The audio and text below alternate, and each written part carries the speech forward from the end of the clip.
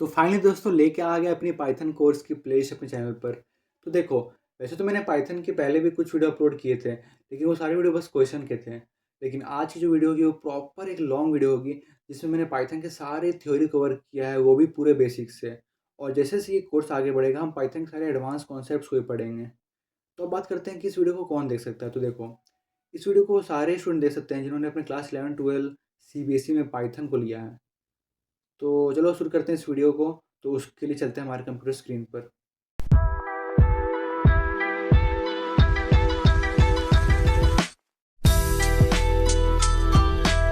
तो आप पहले पाइथन की थोड़ी हिस्ट्री देख लेते हैं। देखो, पाइथन हम लोग का फर्स्ट डेवलप हुआ था 1980s में, और ये हमारा फर्स्ट रिलीज हुआ था 1991 में। और जो पाइथन के डेवलपर थे, इनका नाम था ग्यूडो वैन रोजम। तुम इनका फोटो देख लो। तो ये थे वो इंसान जिन्होंने पाइथन को डेवलप किया था। तुम इनका नाम याद कर लो, क्योंकि ना तुमसे ये एमसीक्यू में 1 मार्क्स का क्वेश्चन पूछ सकता है कि what is the name of the developer of the Python. तो तुम इनका नाम याद रखो, इनका नाम है ग्यूडो वैन रोजम। चलो अब आगे बढ़ते हैं। अब देखो, कोई भी एक न्यू चीज स्टार्ट करने से पहले हमें थोड़ी उसकी बैक स्टोरी पता होनी चाहिए। वैसे पाइथन की भी थोड़ी बैक स्टोरी देख लेते हैं। तो देखो, तुम्हारे मन में एक सवाल आ रहा होगा कि पाइथन लैंग्वेज का नाम पाइथन ही क्यों पड़ा। देखो, इसके पीछे एक बहुत इंटरेस्टिंग स्टोरी है। वो स्टोरी ये है कि जो हमारे पाइथन के डेवलपर थे ना, गुडो मैनरोजम, वो एक शो देखा करते थे जिसका नाम था मोंटी पाइथन फ्लाइंग सर्कस। तो जो ये शो था ना, उसके बहुत बड़े फैन थे हमारे ये डेवलपर। तो बस वही शो से इंस्पायर होकर इन्होंने अपने लैंग्वेज का नाम भी पाइथन रख दिया।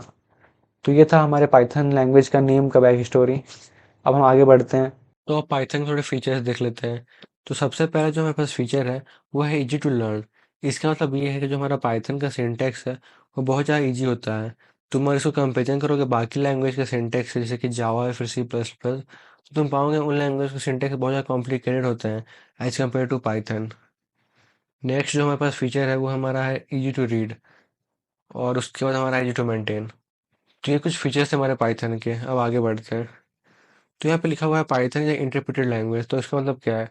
देखो, इसका मतलब ये है कि जो हमारा पाइथन है, वो हमारा एक इंटरप्रेटेड लैंग्वेज है। यानी जब भी आप पाइथन में कुछ भी कोडिंग करोगे, तो उस कोड का हर एक लाइन जो है ना, वो ईच बाय ईच एग्जीक्यूट होगा। तो यही मतलब है इंटरप्रेटेड का। अब देखो, यहाँ पे लिखा हुआ है पाइथन इज यूज्ड फॉर, यानी कि पाइथन का इस्तेमाल कहाँ कहाँ पर होता है। तो देखो, पाइथन का इस्तेमाल होता है हमारा वेब डेवलपमेंट के लिए, ऐप डेवलपमेंट के लिए, डेटा साइंस में, मशीन लर्निंग में, आईओटी में। तो आज के टाइम पाइथन का इस्तेमाल बहुत जगह है, और इंडस्ट्री में पाइथन लैंग्वेज की डिमांड इतना बढ़ते जा रहा है ना, कि आपको फ्यूचर में सीखना ही पड़ेगा। तो इसलिए पाइथन लैंग्वेज को और डीपली पढ़ते हैं आगे आगे हम लोग। तो अब देखो, अब मान लो तुमको कुछ स्क्रीन पे प्रिंट कराना है, तो तुम्हारे पास उसके लिए दो मेथड है। सबसे पहला, या तो तुम जो है वेरिएबल जो तुम डिक्लेयर किए थे, तुम उसका नाम यहाँ पे लिख दो, जैसे कि मैंने यहाँ पे लिखा है एज इक्वल टू 5, और उसके बाद तुम बस ए लिख दो। तभी तुम्हारा जो आउटपुट है वो प्रिंट हो जाएगा। या तो तुम जो वेरिएबल डिक्लेयर किया, तुम उसको लिखो, और उसके बाद तुम प्रिंट स्टेटमेंट के अंदर उस वेरिएबल का नाम लिख दो, तभी तुम्हारा जो आउटपुट है वो प्रिंट हो जाएगा। तो तुम्हारे पास यहाँ दो मेथड है अपने आउटपुट को प्रिंट कराने के लिए। अब देखो, जैसे कि हमारा जावा, सी प्लस प्लस या फिर सी, जैसे कि हमारे बाकी लैंग्वेज भी एक केस सेंसिटिव लैंग्वेज है, वैसे हमारा पाइथन भी एक केस सेंसिटिव लैंग्वेज है। अब इसका मतलब क्या है, तो तुम्हें मैं ये पाइथन में करके ही दिखाता हूँ। तो देखो, जैसे कि मान लो मैंने यहाँ पे वैल्यू नेम से एक वेरिएबल बनाया, और मान लो मैंने इसमें पाइथन नाम से एक वैल्यू को स्टोर किया, और मैं दोबारा एक वैल्यू नाम से ही वेरिएबल बनाता हूँ, लेकिन मैं इस बार जो वैल्यू का भी है उसको मैं कैपिटल रखूंगा।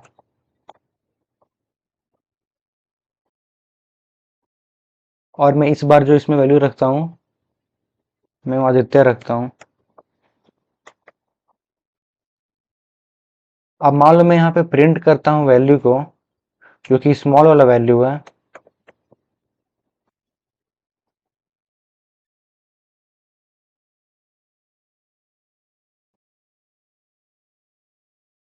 तो तुम देखो, इसका जो आउटपुट है वो पाइथन आ रहा है।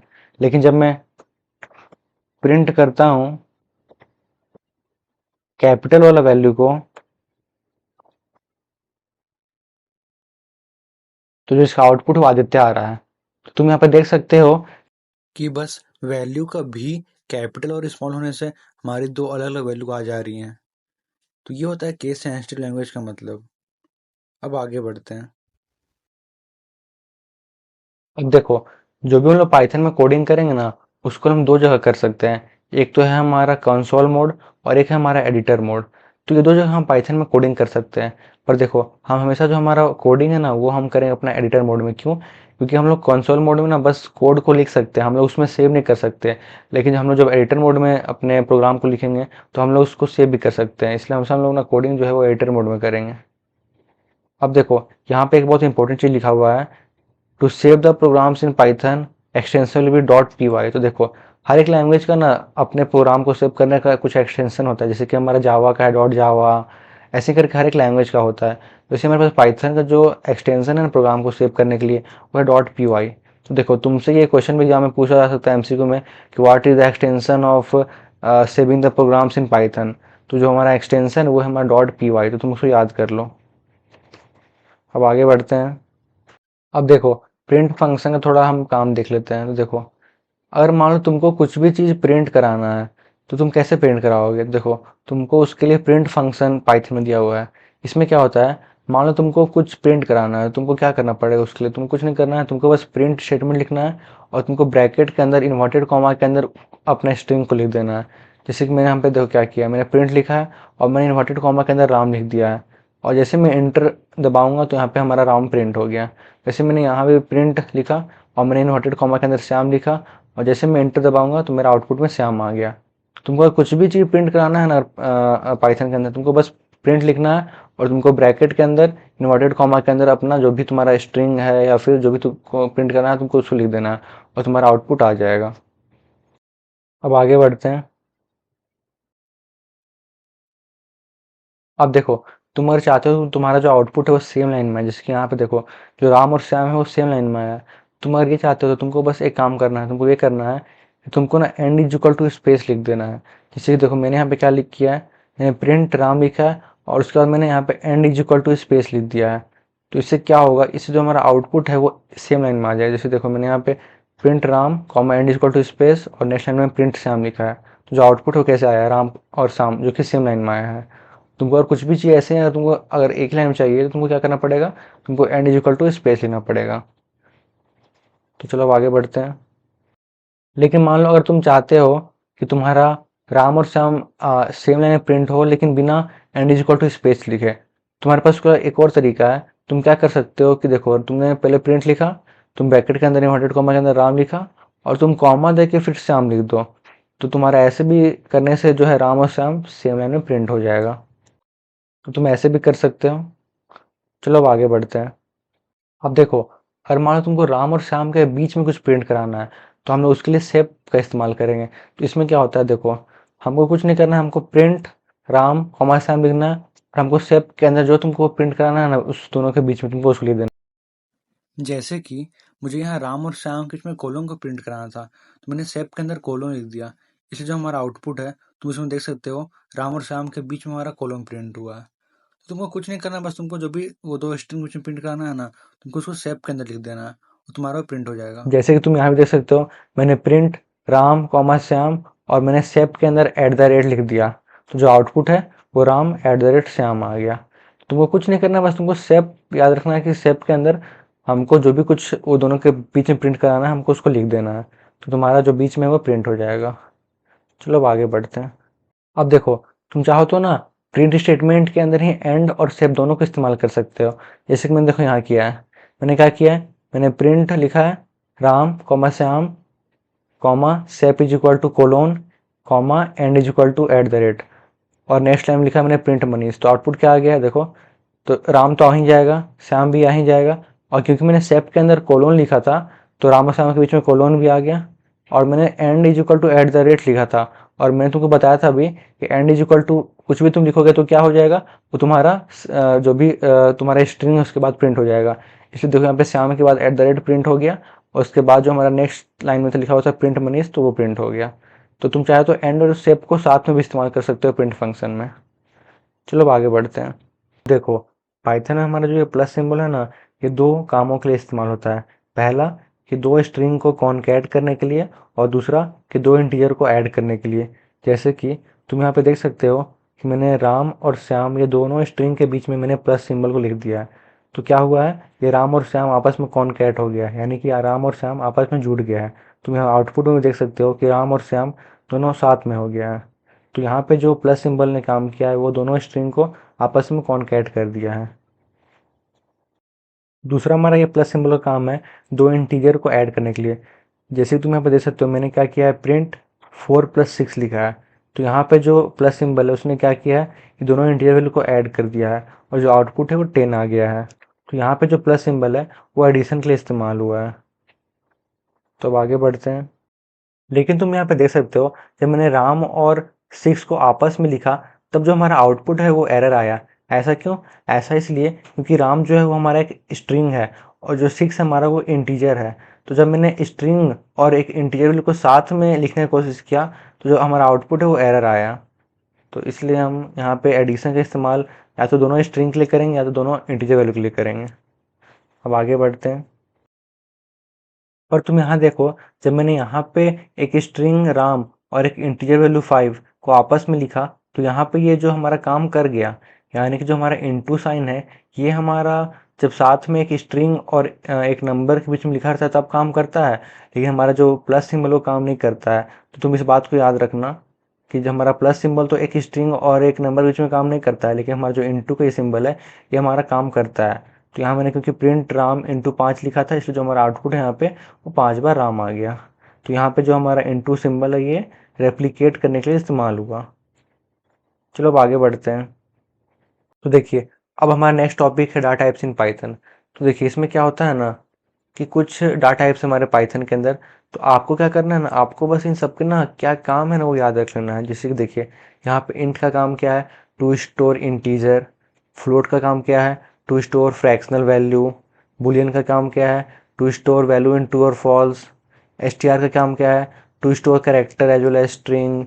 नन का काम क्या है, टू स्टोर नथिंग। कॉम्प्लेक्स का काम क्या है, to store the complex number. Tuple का काम क्या है, to store the data in small bracket.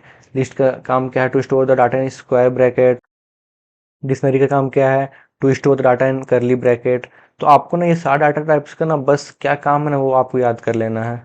और बाकी तो देखिए मैं आपको नेक्स्ट वीडियो में टप्पल क्या होता है, लिस्ट क्या होता है, डिक्शनरी क्या होता है, स्ट्रिंग क्या होता है, उस पर सेपरेट वीडियो आएगी ही। बस आपको अभी के लिए इतना याद रख लेना है कि इन सब का काम क्या होता है। आपसे इससे 1 मार्क्स का क्वेश्चन आ सकता है। तो अब आगे बढ़ते हैं। तो देखिए अब तक का सबसे इम्पोर्टेंट टॉपिक अभी आता है जो कि हमारा ऑपरेटर्स यूज्ड इन पाइथन। तो देखिए पाइथन के अंदर कुछ ऑपरेटर्स होते हैं, तो हम इसको वन बाय वन पढ़ते हैं। आइए, जो हमारा सबसे पहला ऑपरेटर है ना इसका नाम है अर्थमेटिक ऑपरेटर। ये क्या करता है ना, तुमको इससे नाम से क्लियर होगा अर्थमेटिक, यानी ये कुछ मैथमेटिकल ऑपरेशन जुड़ा हुआ है। तो इसमें वैसा ही कुछ होता है। तो देखो तुम इसमें जो ये प्लस सिंबल है, माइनस सिंबल, इंटू डिवाइड, तुम इसको तो जानते होंगे। तुमको मे भी कन्फ्यूजन हो रहा होगा ये मॉडुलस, डबल एस्ट्रिक और डबल स्लैश में। तो ये क्या होता है मैं तुमको ये वन बाय वन पाइथन में ही करके दिखाता हूँ। तो उसके लिए चलते हैं हम हमारे पाइथन में। तो देखो ये मॉडुलस का काम क्या होता है ना, मान लो मैंने एक एक्स इज इक्वल टू 10 लिखा और मान लो मैं y इज इक्वल टू 5 लिखता हूँ और मान लो मैं यहाँ पे x मॉडुलस y लिखता हूँ। तो जो आउटपुट है तुम देख रहे हो 0 आ रहा है, मतलब जो हमारा मॉडुलस सिंबल है ना ये हमारा रिमाइंडर बताता है। तुम जब 10 और 5 को डिवाइड करोगे तो तुम्हारे पास रिमाइंडर क्या आता है, 0 आता है। तो वही हमारा काम ये मॉडुलस सिंबल भी करता है, ये हमारा दो नंबर के पीछे जो हमारा रिमाइंडर आता है ये उसको बताता है। अब देखो अब हम लोग इसका काम देखते हैं। देखो ये हमारा डबल स्ट्रिक है, ये क्या करता है ना हमारा, ये हमारा पावर बताता है। जैसे कि मान लो मैं यहाँ पे लिखता हूँ x इज इक्वल टू 5 और y इज इक्वल टू 2 और x डबल स्ट्रिक y। और जब मैं इसका आउटपुट करता हूँ तो हमारा आउटपुट जी क्या आ रहा है 25, यानी कि ये जो हमारा डबल स्ट्रिक है ना ये पावर बताता है। 5 × 5 क्या 25, तो हमारा यही करता है, ये हमारा ना डबल स्ट्रिक पावर बताता है। तो देखो जो हमारा लास्ट अर्थमेटिक ऑपरेटर बच गया वो हमारा है फ्लोर डिवीजन। तो ये क्या करता है ना हमारा, देखो ये हमारा क्वेश्चन ही बताता है, जो हमारा ये डिवाइड का सिंबल बताता है वो भी हमारा यही काम करता है। पर ये हमारा जो है ना, ये हमारा डेसिमल पार्ट को रिमूव करके बताता है। जैसे कि मान लो मैं यहाँ पे लिखता हूँ x इज इक्वल टू 12 और y इज इक्वल टू 5, और मैं यहाँ पे x और मैं यहाँ पे डिवाइड का सिंबल और y लिखता हूँ। तो देखो तब जो आंसर 2.4 आ रहा है। अब मान लो मैं सेम चीज़ लिखता हूँ, पर मैं इस बार x और डबल स्लैश y लिखता हूँ, तो तुम देख सकते हो इस बार केवल 2 आया है। यानी कि जो हमारा डबल स्लैश ये क्या करता है, ये हमारा डेसिमल पार्ट को रिमूव करके जो बचता है ना, हमको ये वो बताता है। तो ये हमारे सारे अरिथमेटिकल ऑपरेटर्स हैं। अब हम नेक्स्ट बढ़ते हैं ऑपरेटर की तरफ। तो अब जो हमारा ये नेक्स्ट ऑपरेटर है, ये हमारा असाइनमेंट ऑपरेटर है। तो ये क्या करता है, तो ये हम लोग का ना वैल्यू को असाइन करता है। जैसे कि मान लो मैंने यहाँ पे लिखा x इज इक्वल टू 45 और फिर मैं यहाँ पे लिखता हूँ x। तो तुम देखो यहाँ पे 45 प्रिंट हो गया, यानी कि जो यहाँ पे 45 वैल्यू है वो x को असाइन हो गया। तो मैं अब जब भी x लिखूंगा ना, मुझे 45 ही मिलेगा, क्यों? क्योंकि जो 45 वैल्यू हुई x को असाइन हो गया। अब मान लो मैं यहाँ पे लिखता हूँ x प्लस इक्वल टू 4, और मान लो मैं यहाँ पे इंटर करता हूँ, और अब मान लो मैं यहाँ पे x को इंटर करता हूँ, तो तुम देखो यहाँ पे आंसर जो है 49 आ रहा है। ऐसा क्यों? क्योंकि ये देखो सबसे पहले मैंने यहाँ पे x का वैल्यू था 45 दिया था। अब मैं यहाँ पे लिखता हूँ x प्लस इक्वल टू 4, तो यहाँ पे x का वैल्यू पहले कितना था 45, और मैं उसमें प्लस 4 करता हूँ, तो जो हमारा आंसर है वो 49 हो जाता है। तो ये हमारा असाइनमेंट ऑपरेटर का काम है। तो तुम देख सकते हो जो यहाँ पर बाकी ऑपरेटर भी है वो सभी सेम काम करेगा। मैंने तुमको ये दो करके दिखा दिया, तुम चाहो तो ये सब ट्राई कर सकते हो, पर सब में वो सेम काम ही होगा। तो अब बढ़ते हैं हमारे नेक्स्ट ऑपरेटर की तरफ। तो हमारा जो नेक्स्ट ऑपरेटर है, ये हमारा है रिलेशनल ऑपरेटर। तो ये क्या करता है, तो ये हमारा ना दो नंबर के बीच में रिलेशन बताता है। जैसे कि मैं आपको ये पाइथन करके दिखाता हूँ। तो जैसे कि मान लो मैं यहाँ पे लिखता हूँ 10 इज ग्रेटर देन 4, तो तुम देख सकते हो जो इसका आंसर है वो ट्रू आया। लेकिन वहीं पे मैं लिखता हूँ 50 इज लेस देन 20, तो जो आउटपुट है वो फॉल्स आ रहा है। मतलब जो हमारा ये रिलेशन ऑपरेटर है ना, ये क्या करता है, ये हमारा रिलेशन बताता है दो नंबर के बीच में कि कौन नंबर छोटा है कौन नंबर बड़ा है। तो अब देखते हैं रिलेशन ऑपरेटर के बाकी सारे ऑपरेटर। देखो मैं तुमको ये दोनों समझा दिया है, बाकी ये तीनों भी सेम काम करते हैं। मैं तुम्हें ना ये वाला लास्ट वाला पाइथन में करके दिखाता हूँ, जो कि हमारा नॉट इक्वल टू है।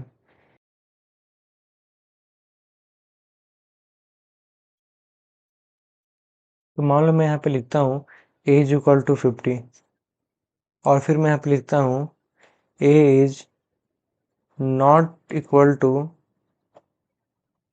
50। तो यहाँ पे ए का वैल्यू कितना है 50, लेकिन मैंने यहाँ पे लिखा इज नॉट इक्वल टू 50, तो ये हमारा फॉल्स है। तो देखिए हमारा जो आउटपुट है यहाँ पे फॉल्स आएगा। तो देखिए, तो ये हमारा रिलेशनल ऑपरेटर था, जिसमें हमने दो नंबरों के बीच का रिलेशन बताया। अब बढ़ते हैं हमारे नेक्स्ट ऑपरेटर की तरफ।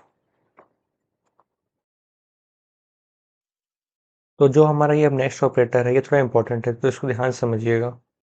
तो इस ऑपरेटर का नाम है लॉजिकल ऑपरेटर। तो इसमें क्या होता है, तो इसमें हमारा कुछ कंडीशंस होते हैं। जैसे कि देखिए सबसे पहले आपको यहाँ पे एंड दिख रहा होगा, तो एंड यहाँ पे है, यहाँ पे और है, यहाँ पे नॉट है। तो यहाँ पे क्या होता है ना कि यहाँ पे आपको कुछ कंडीशन दिया होता है। जैसे कि मान लीजिए जहाँ भी आपको कंडीशन में एंड दिख गया, तो आपको एंड में एक चीज़ याद रखना है कि एंड में अगर एक भी फॉल्स हो गया तो हमारा कंडीशन फॉल्स हो गया, यानी कि एंड में अगर एक भी फॉल्स तो फॉल्स। वैसे ही हमारा और में क्या होगा, और में हमारा अगर एक भी ट्रू होगा तो ट्रू होगा, और हमारा नॉट में क्या होगा, नॉट में हमारा हमेशा उल्टा होगा, यानी कि अगर जो भी ट्रू है वो फॉल्स हो जाएगा, और जो भी हमारा फॉल्स है वो ट्रू हो जाएगा। तो मैं आपको ये पाइथन में करके दिखाता हूँ ताकि आपको ये और अच्छा से समझ में आए।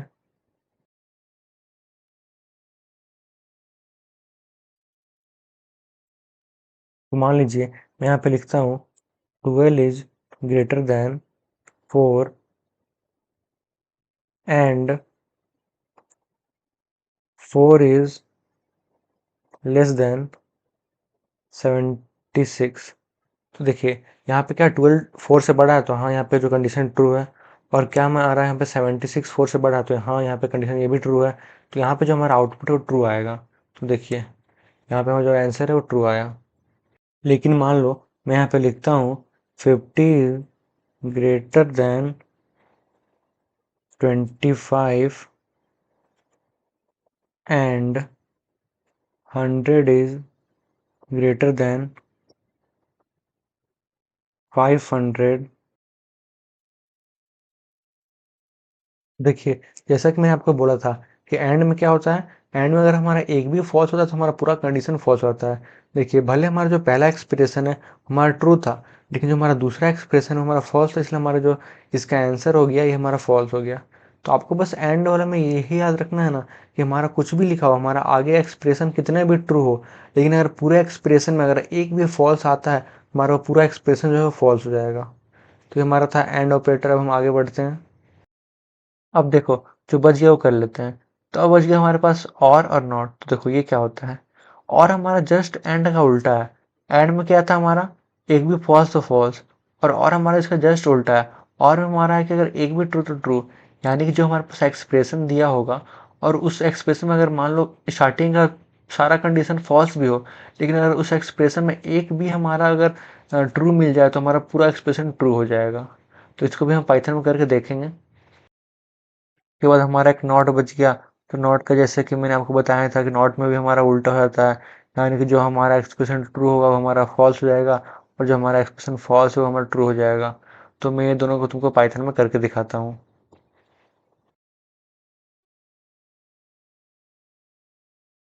जैसे कि मान लो मैं यहाँ पे लिखता हूँ 12 इज लेस देन 4 और 100 इज ग्रेटर देन 50। तो यहाँ पे देखो, यहाँ पर जो हमारा ये पहला एक्सप्रेशन है ये तो हमारा फॉल्स है, लेकिन जो हमारा दूसरा एक्सप्रेशन वो हमारा ट्रू है। और हमने और में क्या पढ़ा था, और में अगर एक भी हमारा ट्रू होता है तो हमारा पूरा एक्सप्रेशन ट्रू हो जाता है। तो यहाँ पर भले हमारा जो पहला एक्सप्रेशन है ये हमारा फॉल्स है, लेकिन जो हमारा ये दूसरा एक्सप्रेशन है ये हमारा ट्रू है, इसलिए हमारा इसका जो आंसर ट्रू आएगा।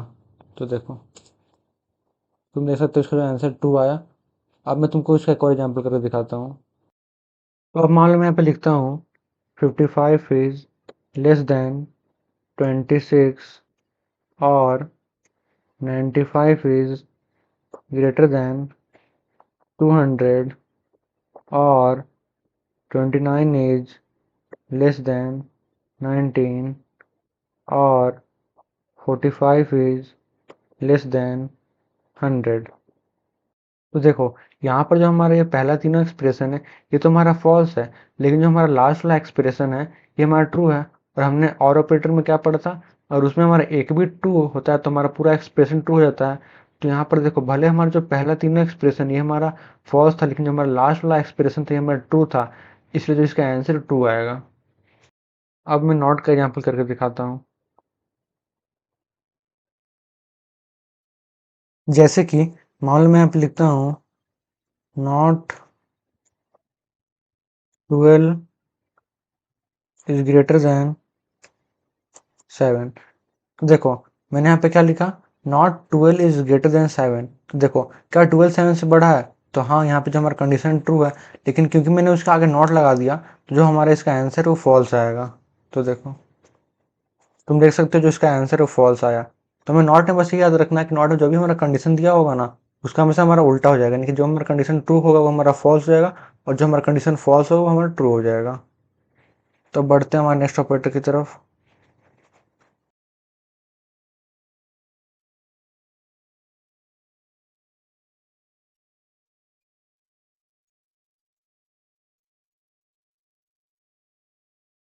तो जो हमारा भी नेक्स्ट ऑपरेटर है इसका नाम है मेंबरशिप ऑपरेटर।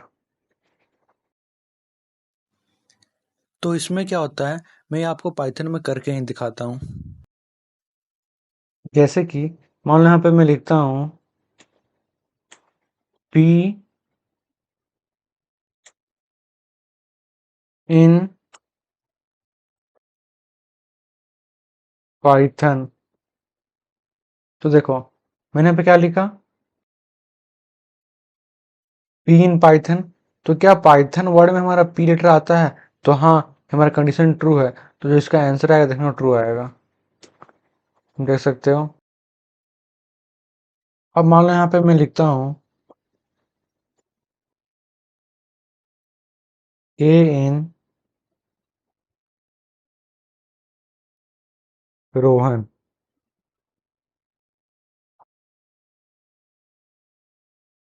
तो देखो मैंने यहाँ पे क्या लिखा, मैंने यहाँ पे लिखा के इन रोहन। तो देखो क्या रोहन वर्ड में के आता है, तो नहीं। तो जो हमारा इसका आंसर है वो फॉल्स आएगा, तो देखना। तो देखो हमारा जो इन है ये ऐसे ही काम करता है, ये हमारा चेक करता है कि हमारा उस वर्ड में हमारा वो लेटर है कि नहीं। अगर है तो ट्रू बताएगा, नहीं तो हमारा फॉल्स बताएगा। अब नॉट इन का एग्जाम्पल देख लेते हैं। तो जैसे कि मान लो मैं यहाँ पे लिखता हूँ पी नॉट इन राहुल। तो देखो मैंने यहाँ पे क्या लिखा, मैंने यहाँ पे लिखा पी नॉट इन राहुल। तो क्या राहुल वर्ड में हमारा पी लेटर आता है, तो नहीं, ये हमारा फॉल्स है। देखना इसका जो आउटपुट है वो ट्रू आएगा, तुम देख सकते हो। तो जैसे कि मान लो मैं यहाँ पे लिखता हूँ आयुष नॉट इन आयुष राज। तो देखो मैंने यहाँ पे क्या लिखा, मैंने यहाँ पे लिखा आयुष नॉट इन आयुष राज। तो क्या आयुष राज में हमारा आयुष नहीं आता है, तो ये तो हमारा फॉल्स है। आता है, इसलिए जो हमारा इसका आउटपुट है वो फॉल्स आएगा। तो देखना, तो तुम देख सकते हो जो इसका आंसर है वो फॉल्स आया। तो देखो हमारा इन और नॉट इन ऐसे ही काम करता है। अगर हमारा जो कंडीशन है वो ट्रू रहेगा तो हमारा ट्रू बताएगा, और हमारा जो कंडीशन है वो फॉल्स रहेगा तो हमारा फॉल्स बताएगा। तो अब आगे बढ़ते हैं नेक्स्ट ऑपरेटर की तरफ।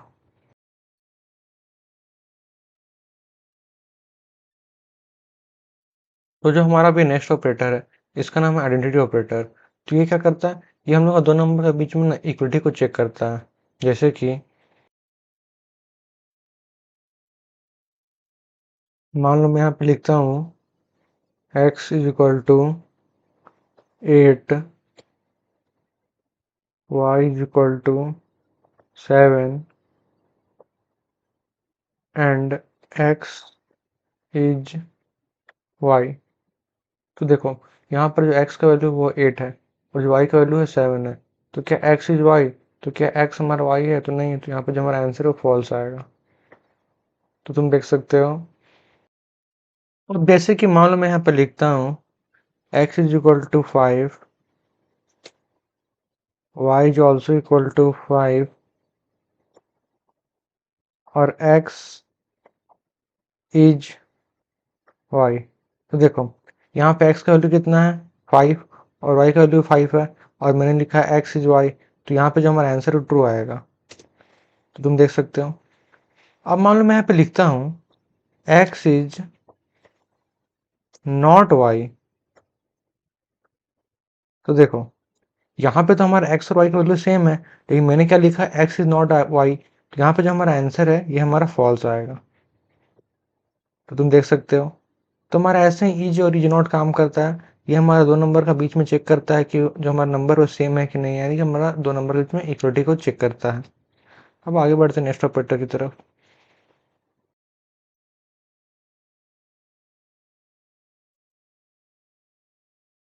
तो देखो अब हमारे सारे ऑपरेटर्स खत्म होते हैं। अब मैं तुमको ना जितना भी ऑपरेटर पहले पढ़ाया था ना, मैं तुमको सबका एग्जाम्पल करके दिखाया है। तो ये काम मैंने तुमको पाइथन में भी करके दिखा दिया है। तुम चाहे तो अभी वीडियो को रोक करके खुद से भी चीज ट्राई कर सकते हो। जैसे कि यहाँ पे देखो मैंने ए कॉमा बी इक्वल टू 10,2, यानी कि मैंने ए का वैल्यू जो है वो 10 दिया है। अब मैंने बी का वैल्यू 2 दिया है। अब मान लो मैं यहाँ पे लिखता हूँ ए प्लस बी, तो यहाँ पे क्या हो जाएगा 10 प्लस 2, ये 12 हो जाएगा हमारा। मैं अगर लिखता हूँ 10 माइनस 2, तो ये हमारा 8 हो जाएगा। ऐसे मैं 10 इंटू 2 करता हूँ तो हमारा 20 हो जाएगा। और ऐसे करके मैंने बाकी अरिथमेटिक ऑपरेटर का भी इस्तेमाल किया है। ऐसे यहाँ मैंने ए का वैल्यू 10 दिया है और बी का वैल्यू मैंने 4 दिया है। उसके बाद मैंने अरिथमेटिक ऑपरेटर का इस्तेमाल किया है।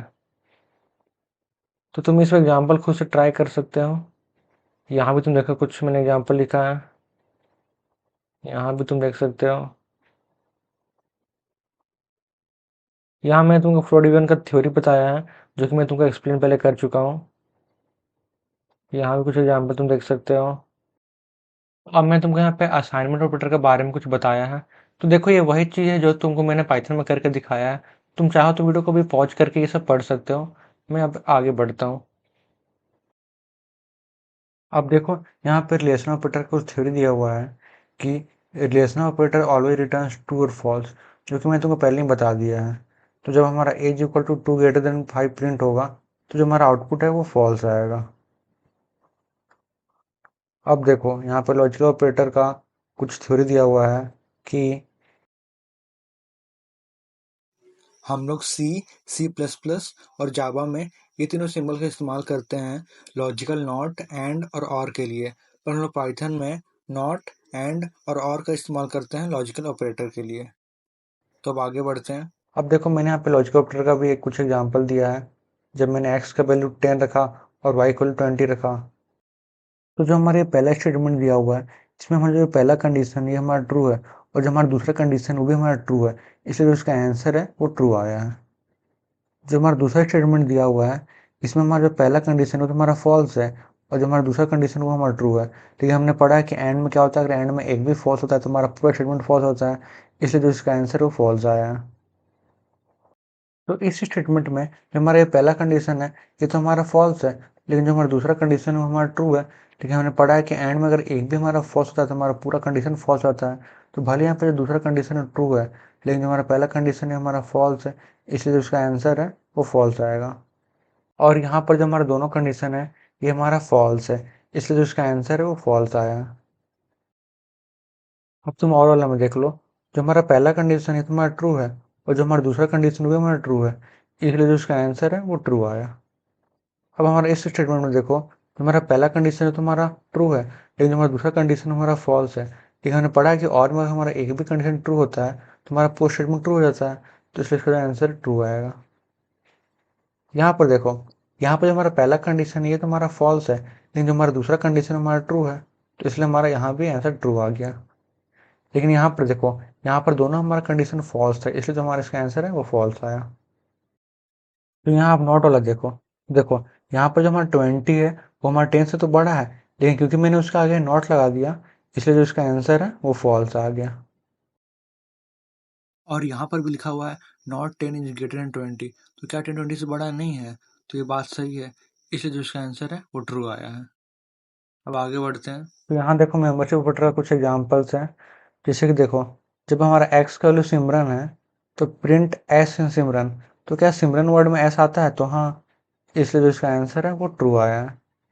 लेकिन क्या टी हमारा सिमरन में आता है? तो नहीं, इसलिए जो इसका आंसर है वो फॉल्स आया है। फिर यहाँ देखो, क्या हमारा ए सिमरन वर्ड में आता है? तो हाँ, हमारा सिमरन वर्ड में ए आता है, इसलिए जो इसका आंसर है वो ट्रू है। अब यहाँ देखो, यहाँ पे तुम देख रहे होगे कि सिमरन वर्ड में तो एस आता है, फिर यहाँ पे एस इन सिमरन लिखने पर फॉल्स क्यों आया? देखो ध्यान से देखो, यहाँ पर जो हमारा ये एस है ये हमारा कैपिटल एस है और जो हमारा सिमरन वर्ड में एस है हमारा स्मॉल एस है, तो इसलिए यहाँ पर जो है हमारा आंसर वो फॉल्स आया। सेम यहाँ पे जब दिया हुआ है हमारा एस नॉट इन सिमरन, तो क्या ये स्मॉल एस नहीं आता सिमरन में? ये हमारा फॉल्स है, इसलिए जो इसका आंसर है वो फॉल्स आया है। वैसे यहाँ पे दिया हुआ है टी नॉट इन सिमरन, तो क्या सिमरन में टी नहीं आता है? तो सही बात है, इसलिए जो इसका आंसर है वो ट्रू आया है। फिर यहाँ पे दिया हुआ है ए नॉट इन सिमरन, तो क्या सिमरन में ए नहीं आता है? तो हमारा फॉल्स है, इसलिए जो इसका आंसर है वो फॉल्स आया है। तो यहाँ लिखा हुआ है कैपिटल एस नॉट इन सिमरन, तो क्या सिमरन वर्ड में कैपिटल एस हमारा नहीं आता है? तो हमारा ट्रू है, इसलिए जो इसका आंसर है वो ट्रू आया है। अब आगे बढ़ते हैं। तो अब यहाँ देखो, अब तुम यहाँ पे सोच रहे होगे कि 45 में तो हमारा 4 आता है, तो फिर यहाँ पे प्रिंट 4 इन 45 लिखने पर एरर क्यों आ गया? देखो इसका आंसर ये है हमारा, जो हमारा ये मेंबरशिप ऑपरेटर है ना, ये हमारा केवल काम करता है स्ट्रिंग्स में, और जो हमारी 45 पे ये हमारा एक नंबर है, हमारा एक इंटीजर वैल्यू है, इसलिए यहाँ पर जो हमारा आंसर है वो एरर आया। लेकिन यहाँ पर देखो, यहाँ पर हमारा जब मैंने 4 इन 45 लिखा तब हमारे यहाँ जो आंसर ट्रू आ गया। देखो इसका रीजन ये है कि मैंने यहाँ 4 और 45 को इन्वर्टेड कॉमा के अंदर लिख दिया, और जब भी हम कुछ भी चीज़ को इन्वर्टेड कॉमा के अंदर लिखते हैं ना तो हमारा ऑटोमेटिकली स्ट्रिंग बन जाता है। तो यहाँ पे मैंने जब इसको इन्वर्टेड कॉमा के अंदर लिखा तो हमारा 4 और 45 इन्वर्टेड कॉमा के अंदर लिखने के कारण से स्ट्रिंग बन गया, और जैसे हमारी स्ट्रिंग बन गया वैसे हमारा ये मेमोरी ऑपरेटर काम कर गया और हमारा ये ट्रू आ गया। तो ये था इसका रीजन। तो अब इस वीडियो को यहाँ पे ख़त्म करते हैं। आगे के कॉन्सेप्ट्स को हम अगली वीडियो में करेंगे। तो दोस्तों, अगर आपको ये वीडियो अच्छा लगा तो इस वीडियो को लाइक ज़रूर कर देना और चैनल को जरूर सब्सक्राइब कर देना, क्योंकि यार आपको पता है जब हम न्यू स्टार्ट करते हैं यूट्यूब वगैरह, चैनल को उतनी रीच वगैरह नहीं मिल पाती है। तो इसलिए भाई और बहनों, इस वीडियो को लाइक करना, सब्सक्राइब करना और दोस्तों के साथ शेयर कर देना, और फिर मिलते हैं अगली वीडियो में।